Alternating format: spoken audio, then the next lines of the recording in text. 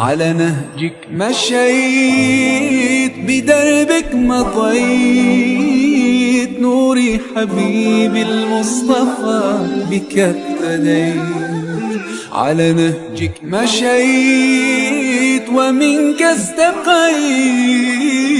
نوري حبيبي المصطفى بك اقتديت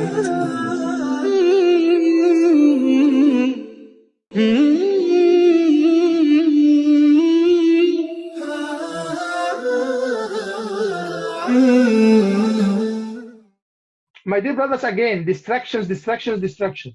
So Ramadan, particularly in our home countries, in Egypt, in Saudi Arabia, in Pakistan, in Bangladesh, it's all about eating food. How many samosas have I finished, and how many curries, types of curry my wife has cooked.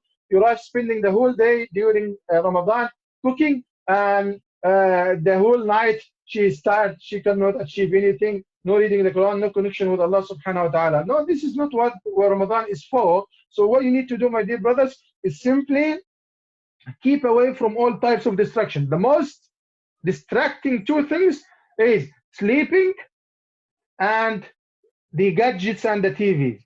Okay? Many people, they spend the whole night of Ramadan away. Why? Watching the TV. They finish Tarawih maybe, and then they keep watching the TV, making some jokes with their friends until the Fajr comes, and then they sleep after Fajr and they get up at 2 o'clock. Hey, Ramadan is too long, man. Let's finish it like this. No, but the whole point is to make, alhamdulillah, Ramadan, Allah is giving us quite a long time. And Ramadan, we can achieve a lot of things. We don't take this time to sleep. I'm not saying don't sleep. I'm saying sleep as little as possible. And don't waste your time sleeping. And if you are addicted to the TV or so, try to detach you. So you say, I'm listening to Islam channel, I'm listening to this Islamic channel. Believe me, brothers, too many programs, even religious programs, will waste your time. So maybe define one or two programs that you find the most beneficial and the most rewarding, and keep the rest, record it if possible. Okay, watch it on YouTube later on when it is repeated after Ramadan, to keep yourself connected, and obviously keep away from anything that is haram or disturbing to your aqidah and to your religion, inshallah.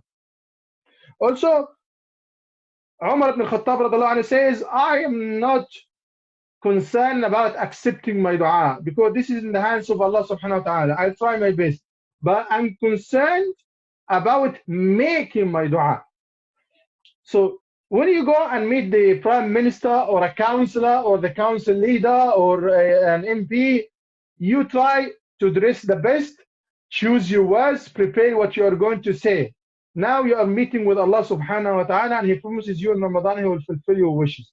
So try to study the words of the Prophet ﷺ and some du'as, beautiful du'as that are comprehensive. And you can get many books of du'a, like Hisn al-Muslim, the fortress of the believer. Okay, you can get a book like this. You can just go to Google and type some beautiful du'as. You can say this in Arabic, which is better, or even in your own language, whichever you find convenient, English or Urdu, Pashto, whatever. Okay, so you can say these du'as and divide your du'as into three portions. One portion for yourself, one portion for your family and friends, and one portion for the Ummah of Muhammad sallallahu alaihi wasallam, Muslims in general. So by this you have achieved everything. You made a comprehensive dua for yourself, for your family and friends, the loved ones, and for the Ummah at large. And by this, inshallah, Allah subhanahu wa ta'ala will accept from you. So let me quickly recap. So failing to plan is planning to fail. So make a plan. Make it written down, because targets which are written are better achieved than targets which are oral or in the head only. Also make it measurable by saying I'll finish this time of this limit, this level of the Quran, or this juz of the Quran that day. Because the general targets, you will end up not doing anything or doing a little bit of it. Also be ambitious, okay, within your own abilities to achieve. So if you can do something, for example, you can finish 20 pages of the Quran, okay, why not make them 25 and 30? If you could do that, alhamdulillah. If you couldn't do it, at least you had a good intention, and Allah subhanahu wa ta'ala will give you the reward. However, also try to look at your points of weakness and try to improve in a few of these 5, 7 or more or less based on your ability, because it's not possible to change everything in one go. And also collective deeds, collective action is easier I forgot to highlight this point, to achieve than the individual one. So if you pray Taraweeh with a group of people, maybe this is not possible now in the lockdown, but if you pray, generally speaking, if you pray Taraweeh with a group of people, it's much easier for you when you pray individually. When you sit in a halaqah and read the Quran together, that's much easier for you when you do individually. When you sit in a group and learn the tafsir or the hadith, it's much easier for you when you do it individually. Okay, so collective work or working in a group during and after Ramadan is much easier for you to achieve your target. So try to do this at least with your family members in the lockdown. Also, try to dedicate a time for the Quran only every day. Again, I suggested maybe reading 2 pages before the Zuhr and two pages after, or 4 pages after if you're going to finish 20 pages. So 4 pages before or after, or before and after each one of the 5 daily prayers. And by this you'll pray and you'll read the Quran and you remember Allah before and after the prayer. Also, try to seclude yourself in a room for a specific period of time, no distractions, particularly from your phones, from your family, etc. You only with Allah subhanahu wa ta'ala, and don't use your phone to read the Quran. Reuse a hard copy because that is better and keep you away from distraction. Also, you can have 3 types of dealing with the Quran. 1/3 of the time for reading without understanding, 1/3 for reading with the translation or with the tafsir, and 1/3 for memorization. Also, keep away from the TV and the gadgets and things that waste our times. Food and TV programs and making big walimas for Ramadan. This is not the month.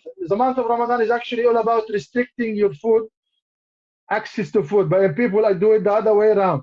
In the daytime, I'm not touching any food. In the night time, I'll finish all the food in the world. No, that is not what Ramadan is all about. Okay?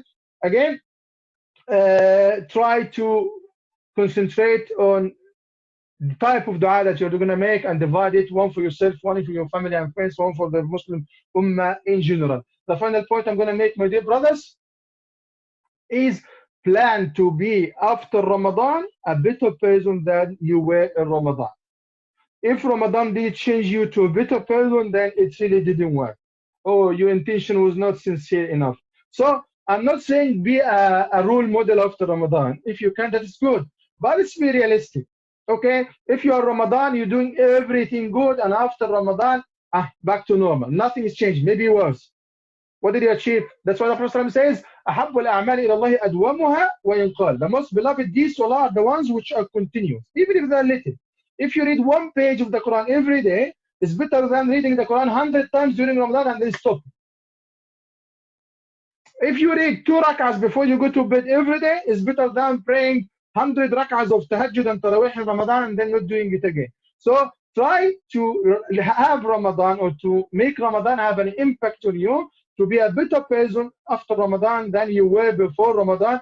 Don't expect to be you at the same level as you were in Ramadan. That is not practical. But try to be better than the person you were in Ramadan and before Ramadan. And if you increase by 5% every Ramadan, inshallah, within a few years, you will be a very good believer. We ask Allah subhanahu wa ta'ala to make us all good believers. I'll stop here, inshallah. May Allah accept from us all. Jazakumullah khairan. Wassalamu alaikum wa rahmatullahi wa barakatuh.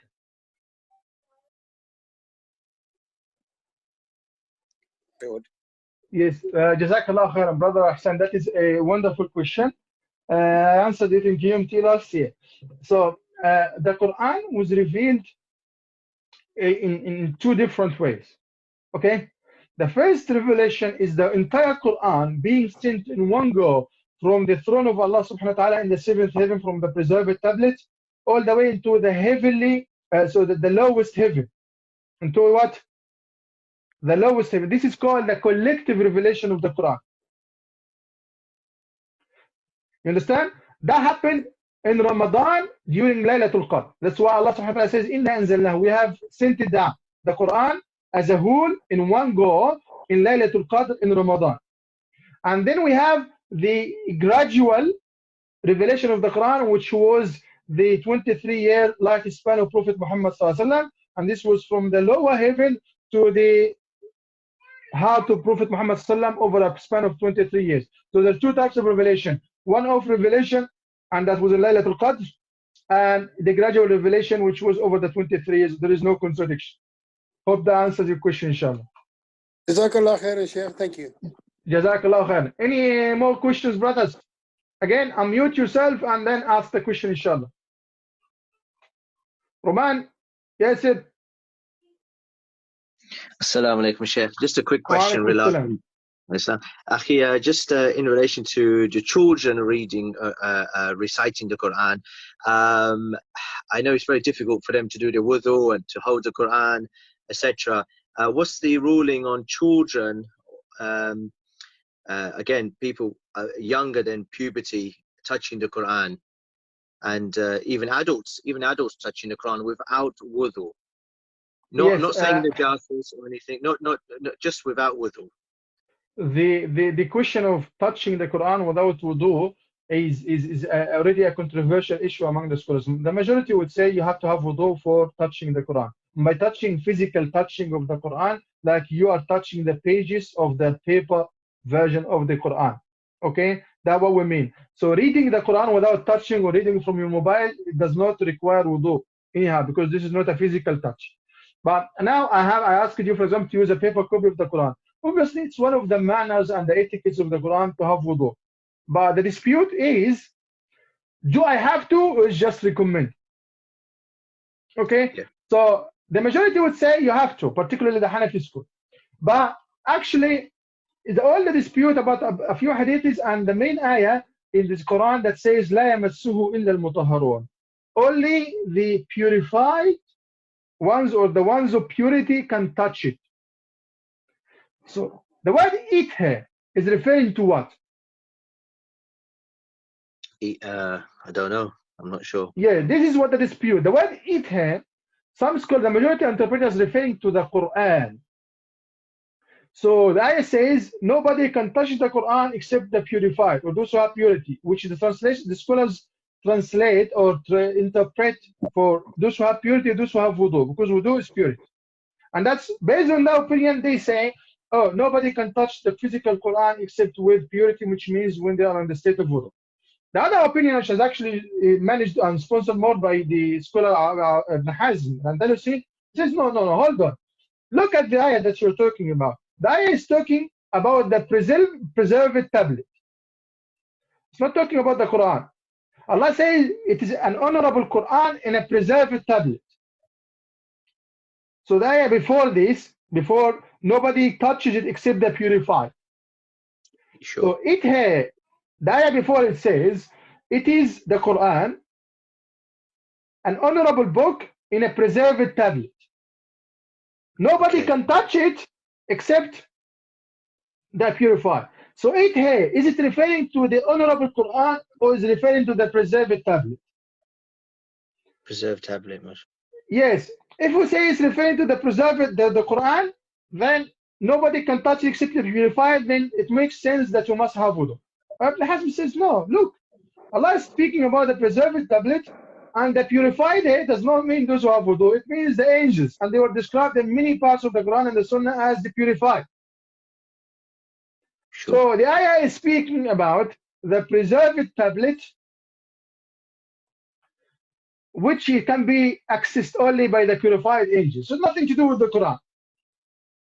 Got it? And I myself prefer this, even though I would agree and I would say it's 100% better to have wudu while reading the Quran. But when it's too much difficult, like kids going to Quran classes and they stay there 2-3 hours, and every time they need to go to the toilet, it's not manageable. Okay? So it would be much better and to have the Quran. But if given the other opinion, which I personally prefer, they say you don't have to have the wudu for your Quran. But obviously, it's definitely much better if you can do the Quran, because the fact that you have wudu alone will give you reward and will give you extra reward as a manner of extra respect for the book of Allah subhanahu wa ta'ala. Jazakumullah khairan. Assalamu alaikum wa rahmatullahi wa barakatuh.